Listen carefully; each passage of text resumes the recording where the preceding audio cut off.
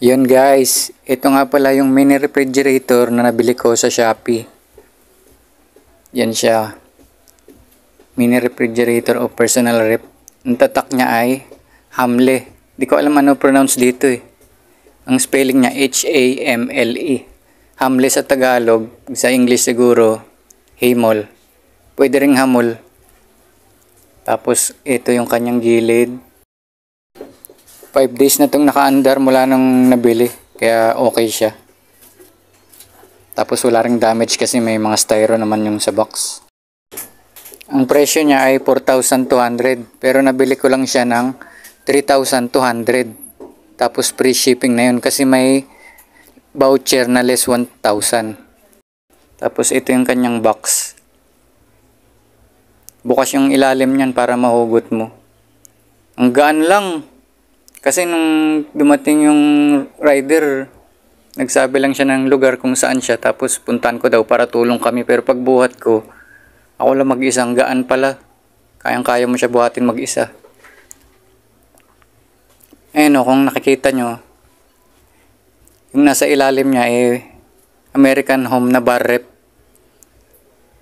Tikita pero mas malapad siya. Ayun, mas pataba. Maandar pa yun pero hindi na lumalamig. Matagal na rin kasi hindi. Kaya nasira na. Ayan. Mas manipis siya. Ginawa ko na lang patungan. Tapos ito. Meron siya ditong bilog. Na para may level mo siya. Ikutin mo lang.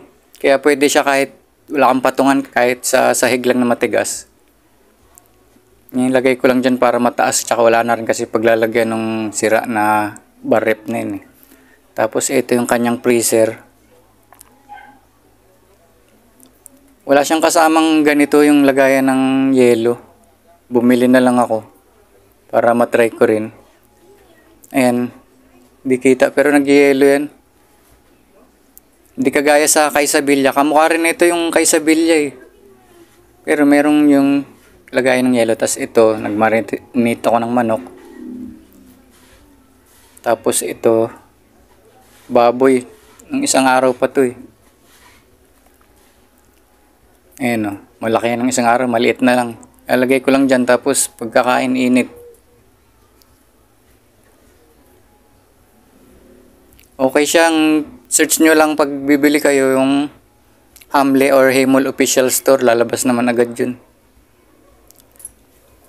Ito, pakita ko sa inyo yung bar rep. Magkakamukha naman yung bar rep eh. Ayan, maliit lang yung lagay niya nung yung pinaka-freezer niya pero hindi pa nag-yelo yun. Ito, ang liit lang nung Hamol pero malaki yung freezer niya at nag-yelo talaga.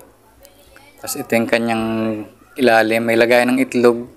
Pero hindi ko na nilagay itlog. Butter nilagay ko kasi kahit di man naman i-rep yung itlog eh. Tapos ito yung kanyang mga bulsa sa pinto. Hindi ka pwede maglagay ng 1 liter. Hindi kasya. Ngayon, kaya maliliit lang nilagay ko. Pero pwede naman pahiga mo lang.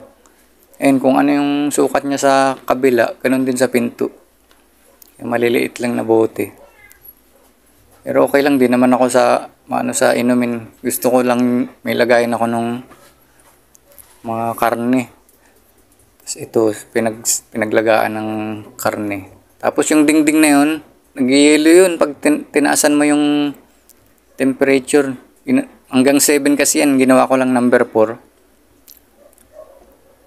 Tapos ito, pakita ko sa inyo kung ano yung space niya. Yun o, pwede pa o.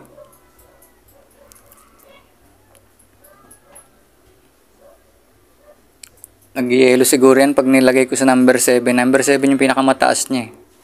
Pero number 4 ko lang nilagay. Tapos ito yung kanyang ilaw. Tapos ito naman yung kanyang temperature. Number 4 ko lang yan nilagay. Yun nga hanggang number 7 yan.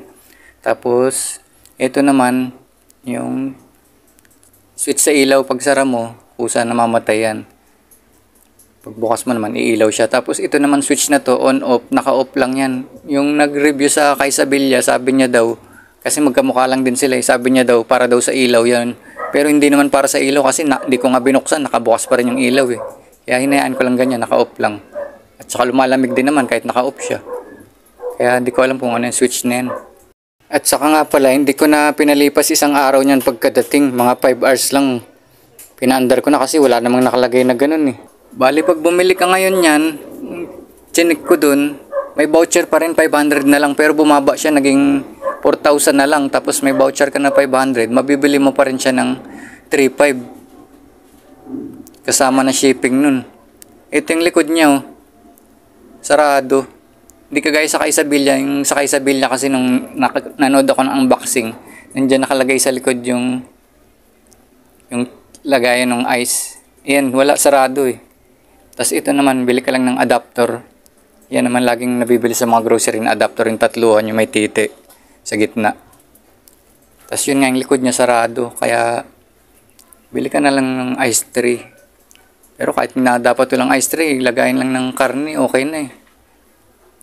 Okay na okay to sa kung gusto mo lang personal o nangungupahan, nagdo-dorm. Ayun, napakita ko sa inyo yung gano'n siya kaliit. Yung height ko 5'7", tapos yan, ganyan lang siya kaliit. Kaya mo buhatin, gaan. Hindi kagaya ng bar rep na nasa ilalim niya, bigat niyan eh. Parang hirap na hirap pa buhatin. Ito yung gaan, payat pa. Yun lang guys, ang aking review sa mini refrigerator na to para maging ideya nyo kung bibili din kayo ng ganitong mini rep. Check nyo lang sa Shopee, Hamle or Hamol Official Store or Hamol. Yun guys, God bless.